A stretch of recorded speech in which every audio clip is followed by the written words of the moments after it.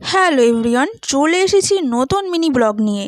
আজ আমি ক্রচের দিয়ে একটা হ্যাঙ্গিং পট বানিয়েছি। দেখতে সিম্পল, কিন্তু রুমে লাগালে পুরো ভাইব চেঞ্জ হয়ে যাবে। পটটা বানানোর জন্য নিয়েছি লাইট অ্যান্ড ডিপ কালারের স্কাই উল। তো চলো শুরু করা যাক। যেহেতু আমি দুটো টোন দিয়ে দুটো কালার টোন দিয়ে আমি এই পটটা বানাবো, তাই জন্য দুটো উল একসাথে করেই আমাকে এই পুরো প্রসেসটা করতে হবে। রাউন্ড শেপে আমি পটের নিচের পোর্শনটা বানিয়ে নেব। যদিও পটের কালারের জন্য ইয়েলো, ব্রাউন এগুলো দিলে একটু বেশি হাইলাইট হতো, তবে আমি এই কালারটা দিয়েই বানাবো। রাউন্ড শেপটা তো কমপ্লিট। এবার এটাকে কভার করেই আমি এই পটটাকেও বানিয়ে নিলাম। তবে শুধু তো পট বানালে হবে না, যেহেতু এটার নামই হ্যাঙ্গিং পট, তাই এটার জন্য আমাকে ডাবল হ্যাঙ্গার বানাতে হবে। আর প্রত্যেকটা হ্যাঙ্গারের জন্য আমি ঘর তুলেছি হচ্ছে 60টা, মানে 6 দুটো সাইড দিয়ে এভাবেই হ্যাঙ্গারের জন্য ঘর তুলে তৈরি করে নেবো আমি এই পট। ছোট্টখাট্টো জিনিস, তার উপর আবার কালারফুল, দেখতে তো দারুণই লাগে। পট তো তৈরি,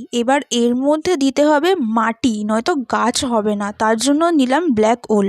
সেম ওয়েতেই বানিয়ে নিলাম এটাকেও। এবার নিলাম কটনগুলোকে একটু ছাড়িয়ে নিলে কিন্তু সফট হয় পুরো বিষয়টা। পটের ভিতরে কটন দিয়ে ওপর দিয়ে দিলাম মাটি চাপা। এবার এটাকে এমন ভাবে সেলাই করে দিলাম যাতে কটনগুলো বেরিয়ে না যায়। ব্ল্যাক উলটা দিয়ে সেলাই করার পরে জিনিসটা ঠিক এরকম দেখতে হলো। এবার একটা ফুল পাতা সমেত লতা নিয়ে আসলাম পাশের বাড়ির বাগান থেকে ছিঁড়ে, আর বসিয়ে দিলাম এই পটটাতে। উল দিয়ে তৈরি এই কালারফুল লতা আর পাতা, এই দুটোকেই এই পটের সাথে আমি ভালো করে সেলাই করে আটকে দিলাম। ব্যাস, তৈরি হয়ে গেল আমার ক্রচেতের হ্যাঙ্গিং ফ্লাওয়ার পট।